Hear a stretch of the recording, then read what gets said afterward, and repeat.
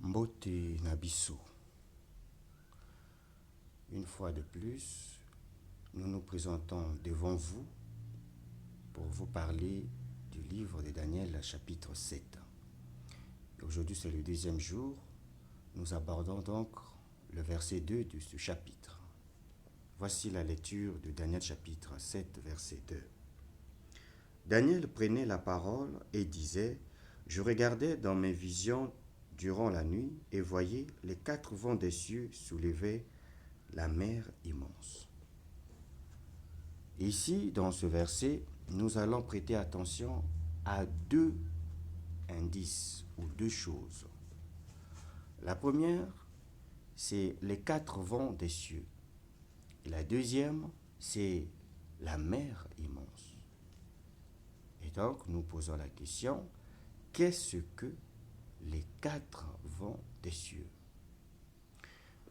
Pour trouver la réponse, nous avons fait référence d'abord au livre d'Apocalypse chapitre 7, le verset 1. Et là-bas, on nous parle des quatre anges qui retenaient les quatre vents des cieux. Il est à noter que le mot vent peut être traduit aussi par esprit. Donc les quatre anges retenaient les quatre esprits des cieux. Pourquoi on les retenait? Parce que ces quatre esprits ont pour mission de faire du mal à la terre. Donc on comprend déjà que les quatre vents des cieux dont voit Daniel, c'est pour faire du mal à la terre. Alors, que représente ou qui commande ces quatre esprits? Et cette réponse est donnée dans le livre d'Éphésiens chapitre 2, verset 2, et dans le livre d'Éphésiens chapitre 6, le verset 12. Là-bas, on nous montre clairement qu'il y a un chef, un dirigeant, qui règne sur les airs, le chef du pouvoir de l'air. Et on ne peut pas se tromper. Apocalypse chapitre 12, 9 jusqu'à 12, nous identifie cet homme. C'est le grand dragon, le serpent originel, celui qu'on appelle diable et Satan.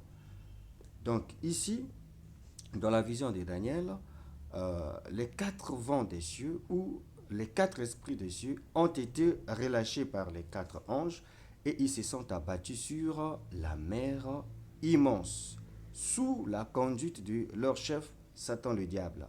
Et l'objectif, c'était de soulever la terre. Pourquoi? Mais avant de dire pourquoi, expliquant que signifie la mer immense.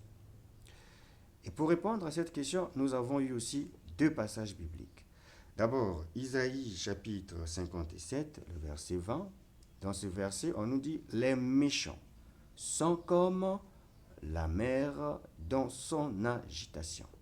Or, nous savons que toutes les nations de la terre, ils sont devenus méchants parce qu'ils ont abandonné Dieu, ils se sont attachés à leur Dieu, commençant par Israël qui connaissait les principes de Dieu. Il a abandonné Dieu et il est devenu donc méchant.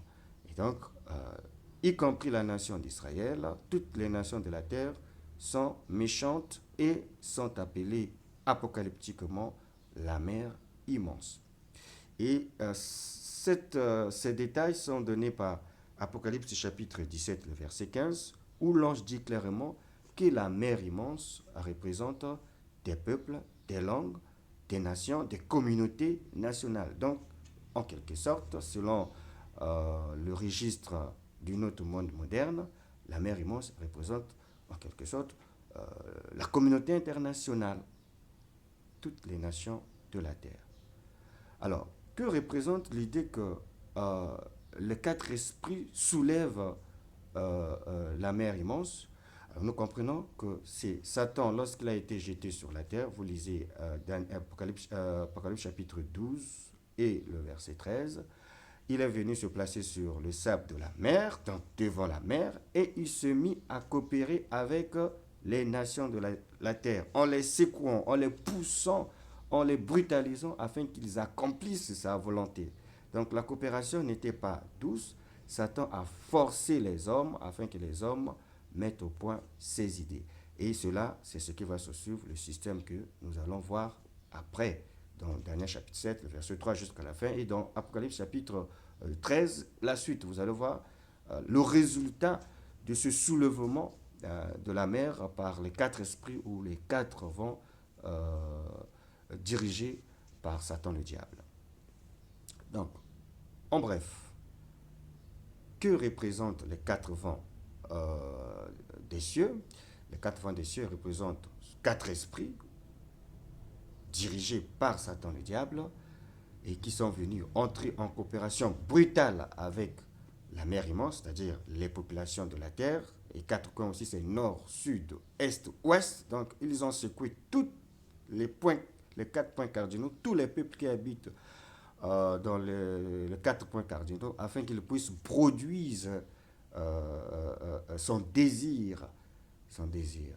Donc, en quelque sorte, la vision de Daniel nous montre comment le système de Satan est rentré en action sur la planète Terre, et cela après que Satan a été jeté, tel que le livre d'Apocalypse nous le montre. Et c'est toujours nous, sous l'onction de Yehonadabit, nous expliquons la parole de Dieu selon la promesse qui nous a été faite, c'est lui de se placer toujours devant Dieu pour le servir sans alcool dans notre organisme, selon l'ordre, l'instruction de Yonadab. À demain.